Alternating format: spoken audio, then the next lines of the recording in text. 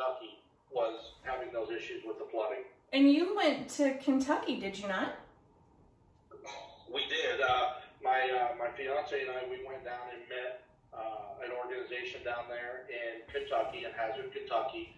And again, we spent 4 days there, and we probably met 1,200 people. I assisted in demolishing a home and pulling it out to the road for an 82-year-old man who was living on his front porch because he could not get into his home after the water had came in and pushed everything around, and it had been sitting like that for 2 weeks. So it was very mildewy and moldy and This nasty. elderly gentleman was living on his front porch for 2 weeks?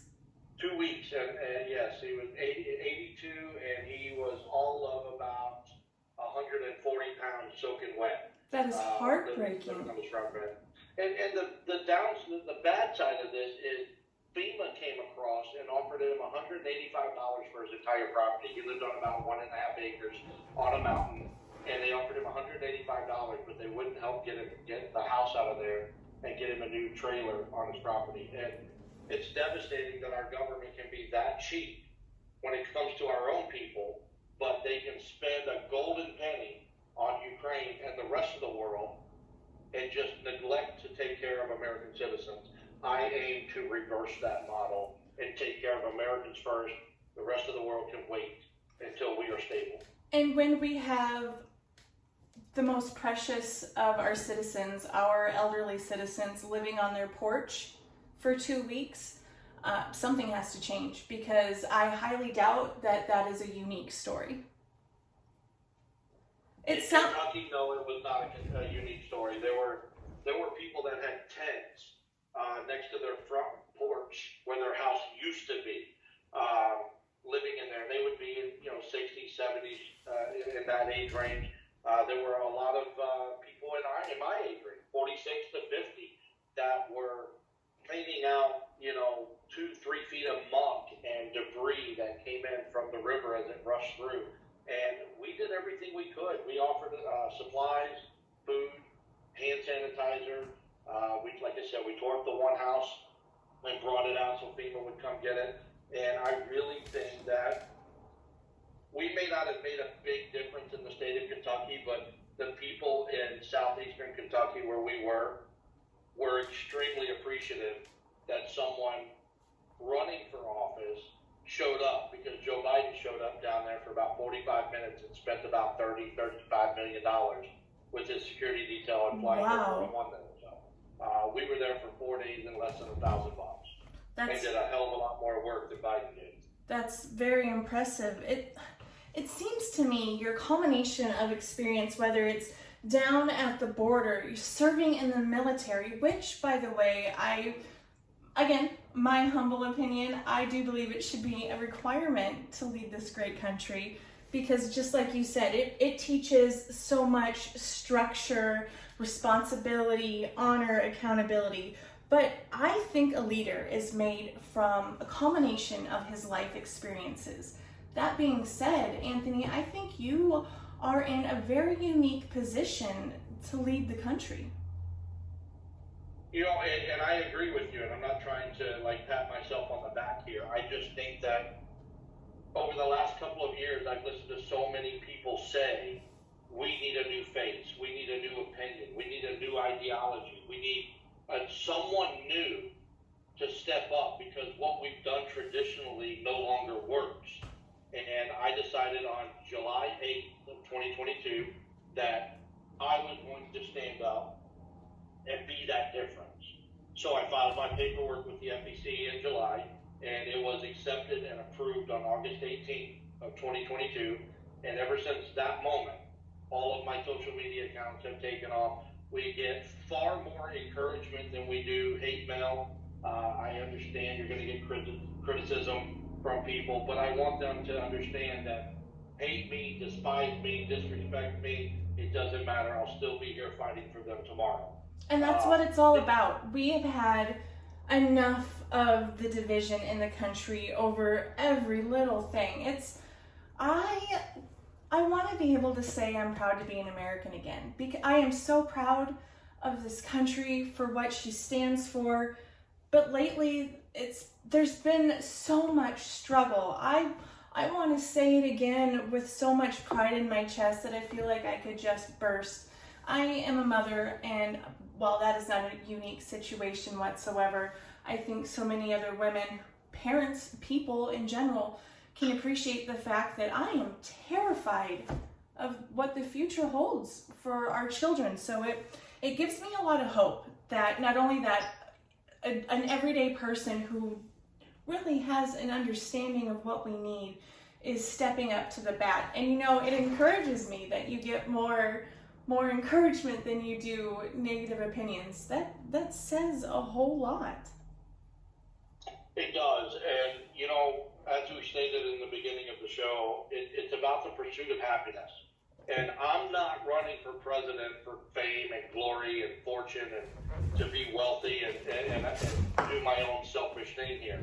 I'm running to be president of the United States to protect the moral foundation that this country was found upon and make sure that the people in this country have a better quality of life, whether it's lowering taxes, it's disbanding a federal fuel tax, or it's securing our border, or implementing a change that would protect our schools from the school shooting. It's the integrity of the everyday American that should give us all hope to come together as one united nation to push forward and protect what tomorrow stands for. Oh, and right now, that is beautiful. What we're doing now just doesn't work. It doesn't. There was a fair shake. It's been tried, but when something doesn't work, it's okay to go to the next logical choice. Now, talking about moral foundation and freedom of choice, I am going to ask you about every trucker's favorite little device. What are your opinions on ELDs? Do you feel that they're put out in the name of safety, or is it just another way for the massively overregulated industry to have a little more control put upon them?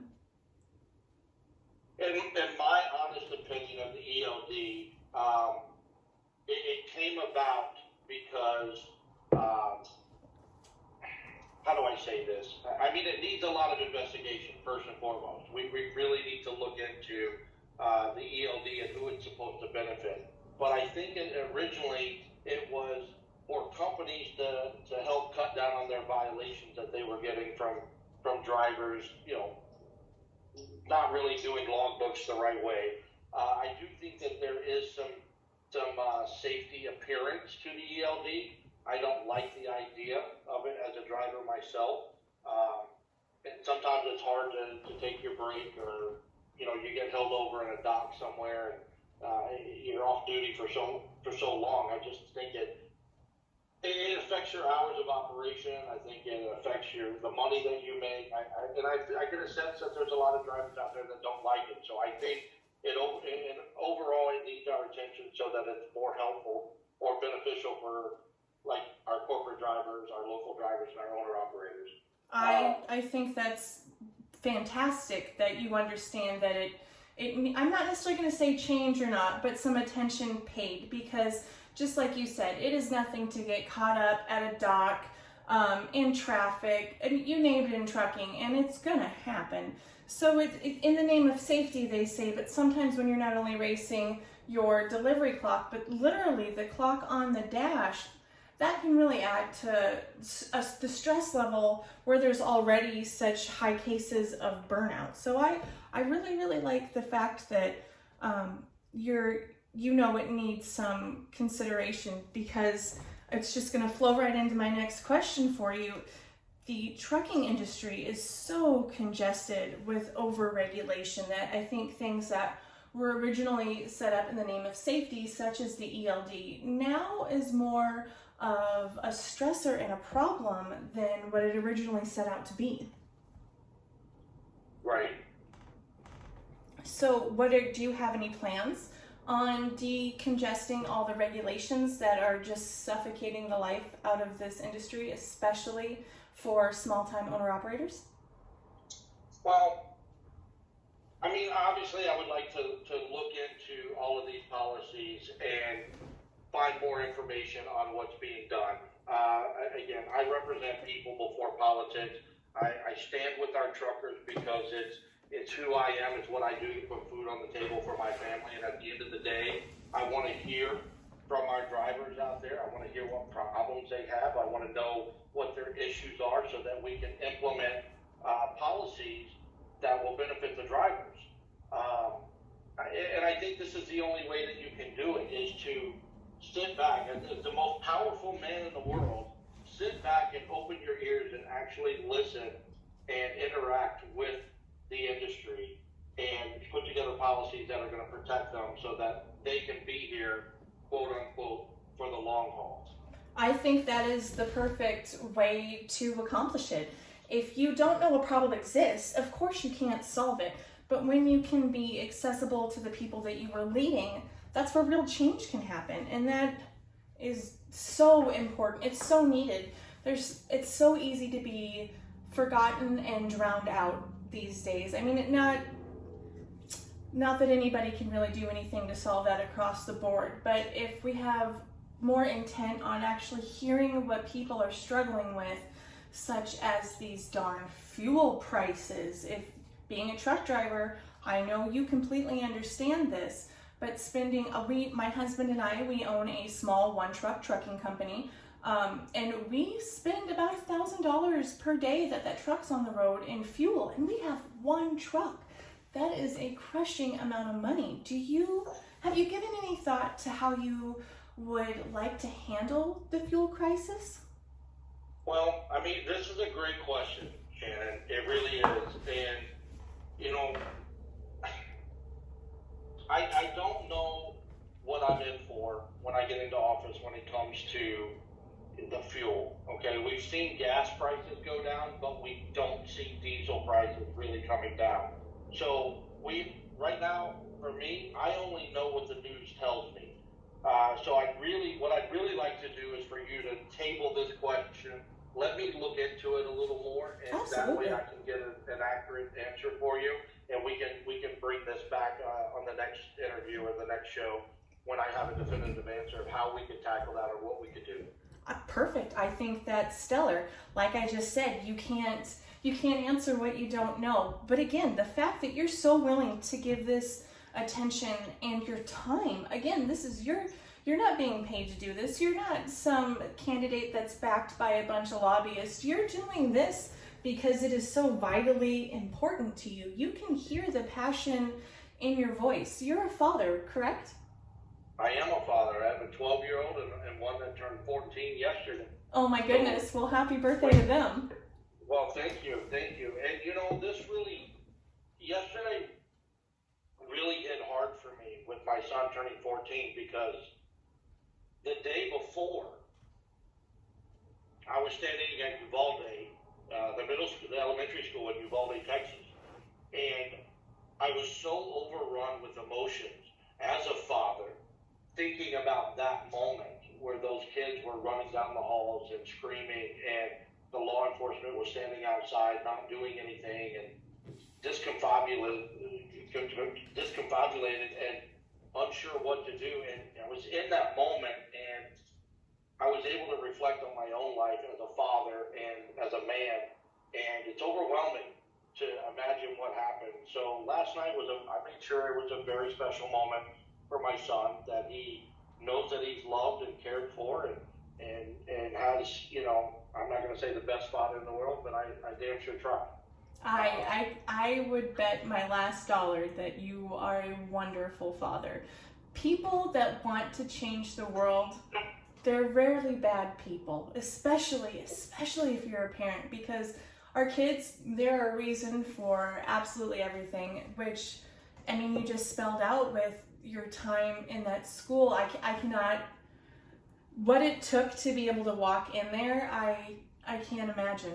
I kudos to you, Anthony. That had to be extremely heavy.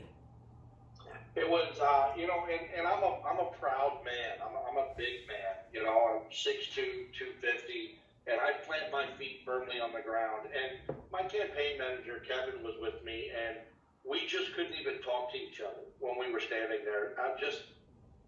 It just hits you so hard when you're standing there looking at the memorials. And I made sure on TikTok that I honored each and every one of those children by calling out their name. That's beautiful. And it really is a sad thing that community had to go through that. But I want to tell you guys with a full heart that we are working on a plan of action, a policy that would protect our schools when our children are there learning, so that they're not spending more time focusing on how to secure a classroom. They need to secure their minds and soak up that education and prepare for tomorrow, not worry about how to breeze a door or a window to keep someone from coming in. We are just dedicated to finding a solution to protect our schools all across this country. I believe that wholeheartedly. And as a mother, that is one of the most important things that a candidate could say. Because like you said, these kids are our future. They deserve nothing less than support and protection. How are we supposed to be the greatest country on earth when our children go to school in fear? So that makes me really, really happy to hear. I am going to open up questioning now. Cooper, Kevin, or Randy, do either of you have any questions for Mr. Hudson? I'd love to. First of all, I appreciate the opportunity to be on this interview, and really honor the opportunity to have just a chance to even hear some of the words you're speaking there, Candidate Anthony. Really well spoken. So thank you, first of all, to start off. You're very welcome. Thank you for attending and being a part of this. Absolutely. So one thing I want to circle back on is you mentioned affordability. Now, one of the big challenges that is driving a lot of individuals to stray away from re-entering into the trucking industry is affordability.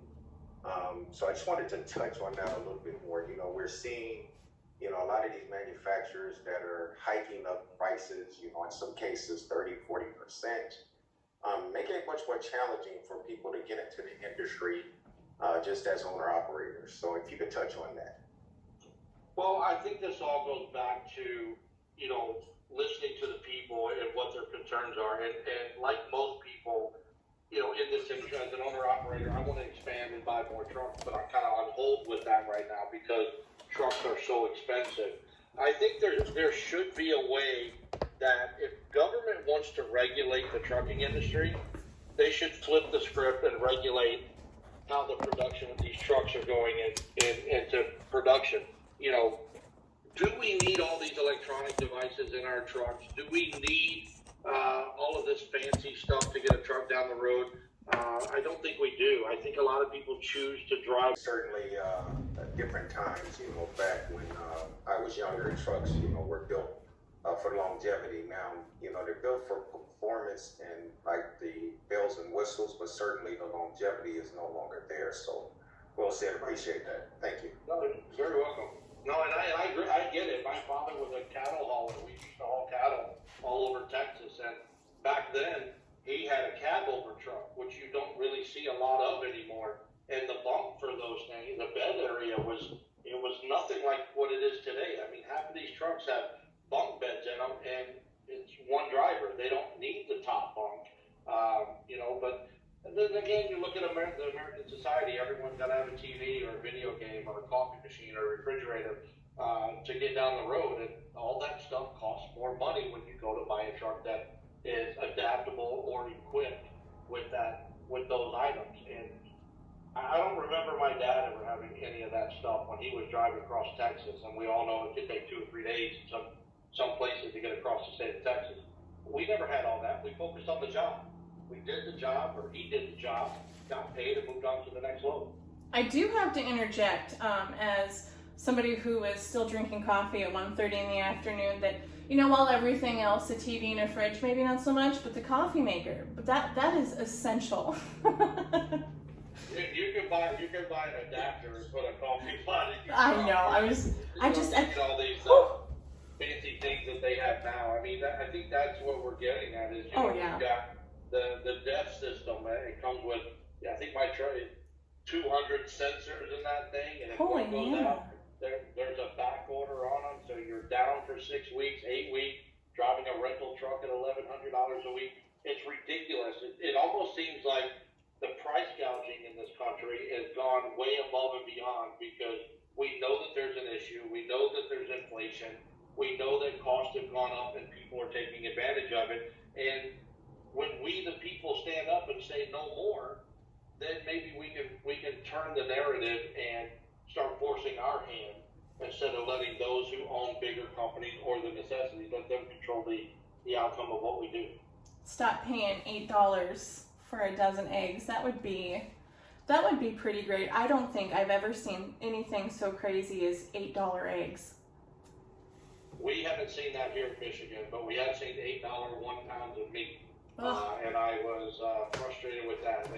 And we call it pop out here in Michigan, and a 20-ounce pop in the convenience store is roughly $2.30. I remember when those were 99 cents, and we'd get them all day long. Right? Oh, absolutely. We don't buy that in my house anymore. We wait and get the old 2-liter at the grocery store, because even those are $1.50, $2 a 2-liter. So absolutely, you have to make everything count where you can. Just because I am a South Dakota girl in the middle of cattle country, I've got to give a big fat nod to all our farmers and ranchers and say, if you want good beef that is delicious and far more cost effective than what you're going to find in the large supermarkets, buy your beef locally. It helps your community and it helps your bank account. A little local commercial in there. That's right. I mean, if any radio stations are hiring, no, I'm just kidding. But that's another, when everybody is doing the best they can to make those pennies go as far as they can, keeping your money local, whether it's, the local mom and pop grocery store, the boutique, on your little main street. I say little main street because I live in a town of 6,000 people. Supporting your local ranchers, when you help your community thrive, it goes so far. There's a reason they say change starts at home. Right. And I firmly believe that. We need to take care of our own before we start policing and funding the rest of the world. And if you do the math, and I'll challenge the people who are listening to the show, $1.7 trillion for the year of 2023. Tack that onto what we've already sent Ukraine alone and divide that by 330 million Americans. And that's what the government should have given to our small communities, our people, our nation, so that we could reinvest that money back into businesses, expansion, farmland, so farmers can get new equipment and grow more crops, which would give us a better food supply. We could put that money back into the hands of the people, and they are in turn going to reinvest it back into the country. But we're not giving the Americans a chance. We're sending it to the rest of the world in the lump sum of $40 billion to put up border security walls around the Middle East when we have our own border problems. I completely agree. While I do believe in being charitable and having a conscience and helping where you can, when home is not even surviving. I mean,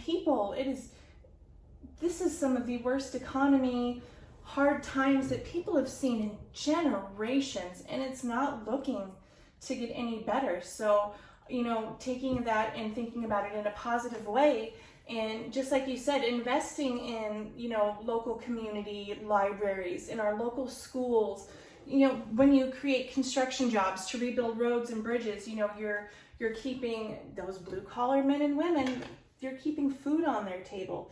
When we can thrive here, when we can say that home is stable, then we can go out and lend a hand. But if we can't make sure, it's like taking advice about marriage from somebody that's been divorced 7 times.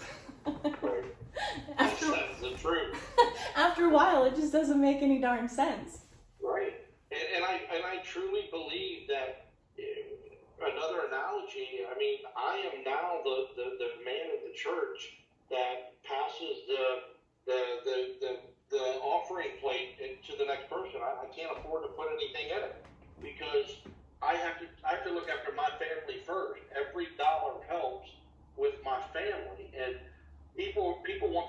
They say the same thing. I need to support my family at all costs. Well, the President of the United States, the Congress, the House, the Senate, their family should be the American people, because without the American people, we have no country to govern, and life as we know it would just dissolve.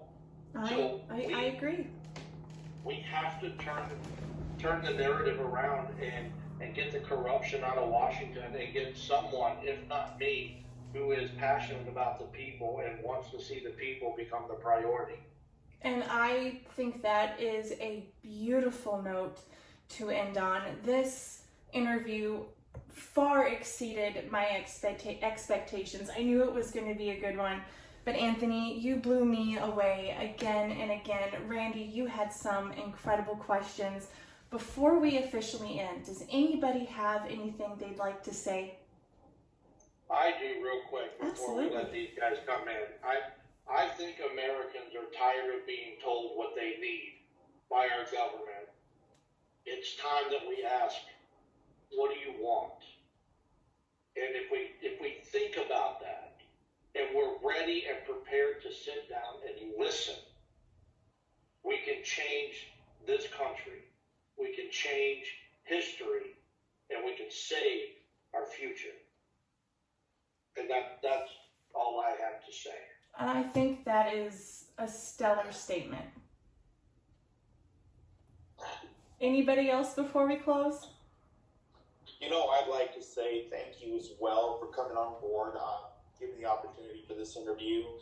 Anthony, I think you're going to be an amazing benefit to the United States of America. And again, we're here to assist you with whatever you need. I appreciate that so much. And right now, what we need, we have a website, AnthonyHudson2K24.com, where you can read my bio, get to know a little bit about me. But we have also opened up our campaign to anyone in this country that wants to participate and help on a voluntary basis to help us get where we need, to help us raise money. We have a merchandise store on the website. We have a donation section on our website. We are available to you because we are from you and we want to represent you. And AnthonyHudson2K24.com is the place to go. And you can reach out and send us an email, and I will ensure you that someone will get back to you. It may take a few days because of the volume, but you will be answered and you will be heard. I'll be sure to link that website in the bio when I post this on YouTube and of course on my TikTok. I'll be sure to link your socials because I think you have an important message. I think that people are ready to hear what you're going to say, and I think you're going to have a ton of support. Gentlemen, I thank you so much for joining me today for the first ever episode of Coffee with Shannon. It has been an absolute pleasure, and I can't wait to do it again. Recording stopped. All right, guys, thank you so much. I think that went incredibly well. You got me a little bit.